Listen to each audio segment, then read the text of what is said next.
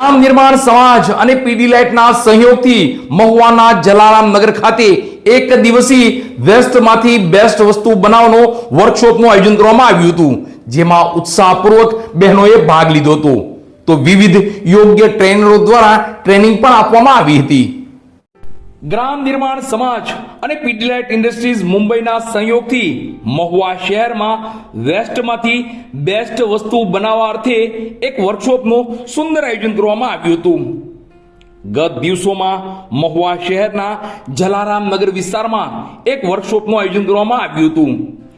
આ વર્કશોપ યોજવાનો મુખ્ય હેતુ પડી રહેલી વેસ્ટ વસ્તુમાંથી બેસ્ટ વસ્તુ બનાવવી અને નકામી વસ્તુનો સદુપયોગ કરવાનો હતો, જેમાં ગ્રામ નિર્માણ સમાજ અને પીડીલાઇટ ઇન્ડસ્ટ્રીઝ મુંબઈના સહયોગથી આ વર્કશોપ યોજાયો હતો.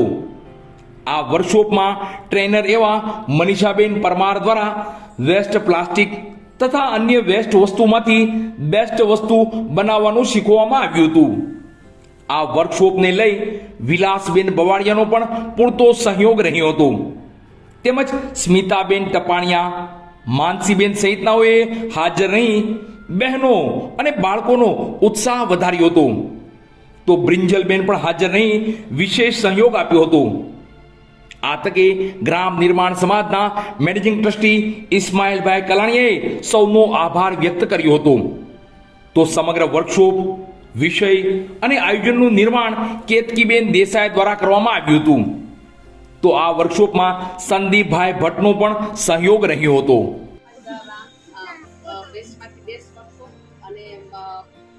મધર્સ ડે એક સાથે સેલિબ્રેશન કરવા માટે આપણે બધા ભેગા થયા છીએ.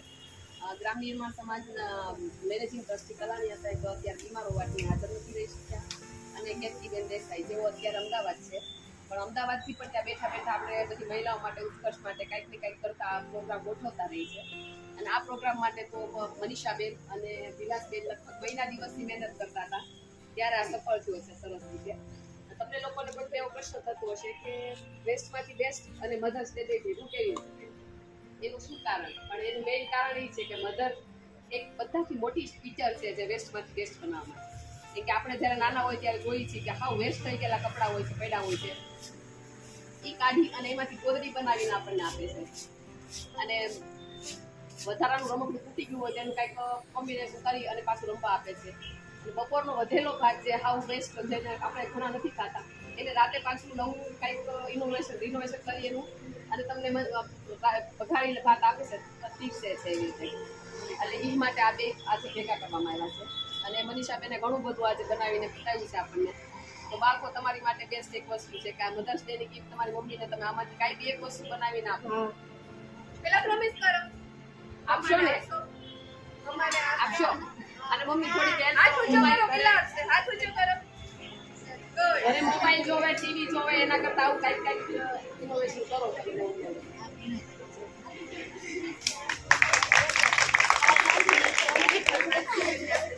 ખાસ કરીને બ્રિંજલબેને પહેલા મારું એક રંગમંચ ગ્રુપ ચાલે છે, એમાં એનો ટોપિક મૂકેલો હતો. બધા ઘણા બધા કે પ્લાસ્ટિક બહુ આપણને પ્લાસ્ટિક આપણે શું કરીએ છીએ, ગાયો બધા ખાય છે, પૂરા પર્યાવરણને નુકસાન કરે છે. તો પ્લાસ્ટિક આપણે ફેંકવાને બદલે એનો ઉપયોગ કરી શકીએ. અને ત્રીજી વસ્તુ મધર છે, તો મધર માં કોને છે કે આપણે ઓછી માં થઈએ આપણું બાળક 5 લાખના પગારવાળી નોકરી સુધી ન પહોંચે તો કાંઈ નહીં, પણ કમસે કમ 5 વ્યક્તિની સામે સારા શબ્દોમાં વાત કરે, કોચડાઈ ન કરે ને તોય ખૂબ કમસે કમ એ પ્લાસ્ટિક ઉપયોગ કરે ભલે, પણ એ બહાર ન નાખે, રસ્તામાં ન નાખે, પોતે શિસ્તથી રહે છે. આટલું કરાવીએ તેને મસ્ત મજાનું ખાતા. કાલે જ મેં ટોપિક વાંચ્યો કે 18 વર્ષની બાળકીનો વિડીયો અત્યારે મિલિયન વ્યૂઝમાં આવે છે. શું કામ? કયા ટોપિકમાં વિડીયો બનાવે? તો ખાવાનું. માત્રાની ડીશ હોય છે ને જમે. શું જમે છે? કઠોળ, દહીં અને ભાત. આ વસ્તુ આપણે આપણા ડાયટમાં સામેલ કરીએ. ખાસ મને બધા લોકોને શેર કરવું હતું કે પેકેટ ખાઈશું સાવ બંધ કરવાનું નથી કહેતી, પણ કમસે કમ કઠોળ, ભાત, કે આપણે નોનવેજ નથી ખાતા, તો આપણા બાળકો અત્યારથી નાની બાળકો છે, રોગનો શિકાર ન બને, એને બ્લડ ન ઘટે એટલા માટે થઈને અત્યારથી કઠોળ ખવડાવીએ, ભાત ખવડાવીએ, દહીં ખવડાવીએ, દૂધ ખવડાવીએ. બોર્નવિટાની જગ્યાએ આપણે સારા મસ્ત મજાના ઘરના દૂધ, હળદરવાળા દૂધ આપીએ. અને બહારના કોલ્ડ્રિંક્સની જગ્યાએ આપણે વરિયાળી શરબત કે આ કે તમે લોકો સ્વીકારશો બાળકો?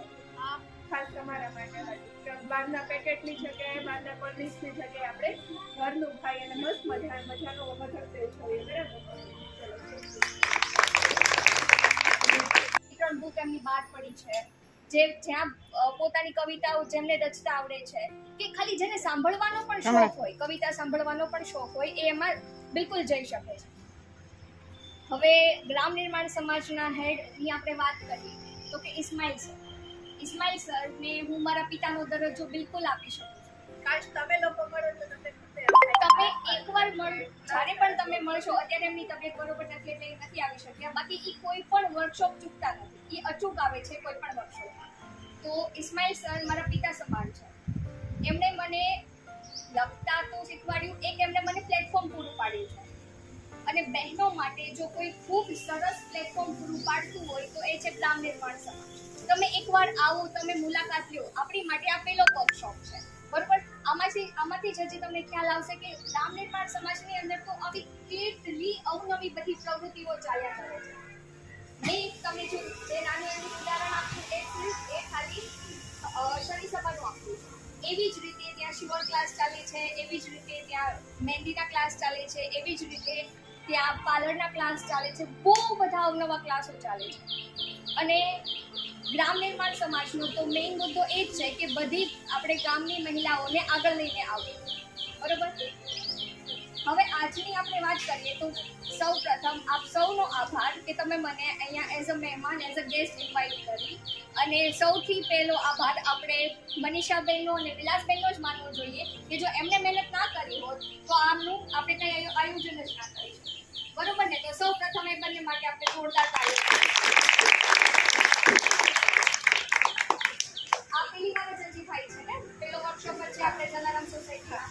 તો મેં છે ને એક નાનકડું કાવ્ય લખ્યું છે કે ચાલો ફરી એક નવી શરૂઆત કરી જીવનનો એકડો ઘૂંટીએ. કે ચાલો ફરી એક નવી શરૂઆત કરી જીવનનો એકડો ઘૂંટીએ, પાછળ સમૃદ્ધિના શૂન્યો આપોઆપ લાગી જશે.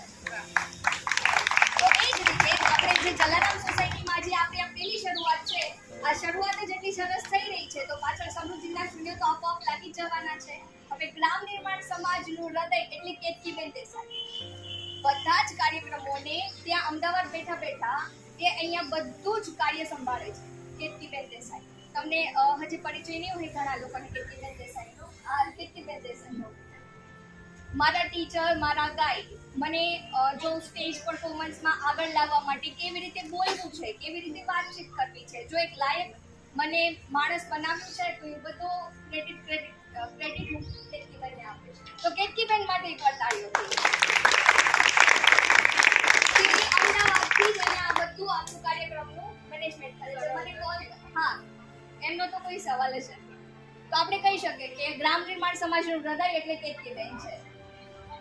હવે આજે આપણે મનીષાબેને એટલું સરસ આપણને મધર્સ ડેના દિવસે જે શીખવ્યું છે તો એમની માટે પણ તાળીઓ થઈ જાય. અને એમનો ખૂબ આભાર કે એમને એમનો એટલો સમય કાઢ્યો અને આપણને એટલું બધું શીખવાડવા માટે અહીંયા આવ્યા. આપણને પણ ખબર છે આપણે ઓનલાઈન યુટ્યુબમાં બી ઘણું જોઈએ ને તો આપણને બી બધું આવડી જાય, પણ એ તો કેવું સરસ ફટાફટ કરી નાખે. એટલું સરસ આપણને આપણાથી ના થાય જ્યારે આપણે રિયલ લાઈફમાં કરતા હોય ત્યારે, બરોબર ને? તો આ તો આપણું રિયલ લાઈફ એક્ઝામ્પલ આપણે સેટ કર્યું છે કે કોઈ પણ ફાલતુની પ્લાસ્ટિક બોટલ લઈ લો કે તમે કોઈ પણ ઓલ આઉટ સિમ્પલ બોટલ લઈ લો, એમાંથી લઈને કેટલું વેસ્ટમાંથી બેસ્ટ સરસ રીતે આપણને પ્રેઝન્ટ કરે છે. મેન તો તમે આ બધી બોટલો પીને ફેંકી દો બરોબર છે. એના કરતા આવો ઉપયોગ કરો ને તો ઘરમાં ડેકોરેશનમાં પણ ચાલે, છોકરાઓને રમવા પણ મળે અને એનો ટાઈમ પણ જાય આવું બધું બનાવે એટલે.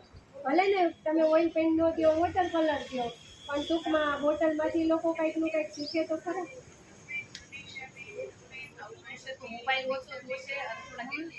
આપણને ખબર છે, બરોબર? અત્યારની જે જનરેશન છે, અત્યારની જે નાના છોકરાઓની જનરેશન છે ને એ એકલી ફોનમાં જ પડી છે. કાં તો યુટ્યુબના શોર્ટ એમને સ્ક્રોલ કરવા છે, કાં તો ઇન્સ્ટાગ્રામની રીલ સ્ક્રોલ કરવી છે, બરોબર? અને મમ્મીઓને કામ હોય એટલે શું કરવાના છે, આલે તો ઘડી મોબાઈલ જો એટલે હું મારું કામ કરી નાખું. આ સેમ પરિસ્થિતિ મારા ઘરમાં પણ છે. એવું નથી કે ખાલી તમારા ઘરમાં છે, પણ એમાં જ તે એમને ક્રિએટિવિટીમાં ઇન્વોલ્વ કરવા, એમનો મગજ ઘસવો, એ બધું એમનો જો મગજ જેટલો ઘસાશે એટલો જ શાર્પ થશે ને, બરોબર? સ્કૂલમાં એક્ટિવિટી શું કામ થાય છે? આના માટે તો થાય છે બરોબર. તમે એને બોલતા કરો, સ્ટેજ સ્કૂલમાં પાર્ટિસિપેટ નથી કરતા તો બોલતા કરો તમારા છોકરાઓ, પાર્ટ લેવડાવો. એન્યુઅલ ડેમાં આપણે સાંસ્કૃતિક કાર્યક્રમ જે બધું હોય છે તો એમાં પણ પરાણે પાર્ટ લેવડાવો કે નહીં, તારે તો રહેવાનું જ છે. બરોબર. આપણને ખબર છે કે આપણે ઇન્ટરવ્યુમાં જઈએ, બરોબર, આપણી પાસે આટલી બધી ડિગ્રી છે પણ આપણે જે આપણું ઇન્ટરવ્યુ લઈ છે એની સામે ઉભા રહીને આપણામાં બોલવાની ક્ષમતા જ નથી, તો આપણે એને કેવી રીતે, મારી પાસે મારા મગજમાં આટલું બધું છે પણ મને ખબર જ નથી કે હું તમારી સામે કેવી રીતે રાખીશ, તમને કેવી રીતે હું મારી વાત સમજાવીશ, બરોબર. તો એ મારું નોલેજ કાંઈ કામનું, એ ક્યાંથી આવે, એ જ્યારે તમારે અંદર તમારા અંદરથી તમને આત્મવિશ્વાસ હોય, તમારા અંદર તમને કોન્ફિડન્સ હોય, ત્યારે એ આત્મવિશ્વાસ આવે. અને આવી રીતે ઘણા બધા વર્કશોપમાં તમે પાર્ટિસિપેટ કરો, તમે ભાગ લો. અને હજી આપણે ગ્રામ નિર્માણને કહીએ કે હજી આવા જલારામ સોસાયટીની અંદર આ એક આર્ટનો વર્કશોપ છે, ક્રાફ્ટનો વર્કશોપ છે, બેસ્ટનો, બીજા પણ ઘણા બધા વર્કશોપ કરે જેનાથી આપણને પણ મજા આવે અને તમારું પણ ઇન્વોલ્વમેન્ટ ગ્રામ નિર્માણ સમાજ સાથે થાય. તો તમે રેડી છો ને ઇન્વોલ્વમેન્ટ કરવા માટે? બરોબર, અવાજ નથી આવતો? બસ તો વાંધો નહીં, સારું, ચલો, થેન્ક યુ.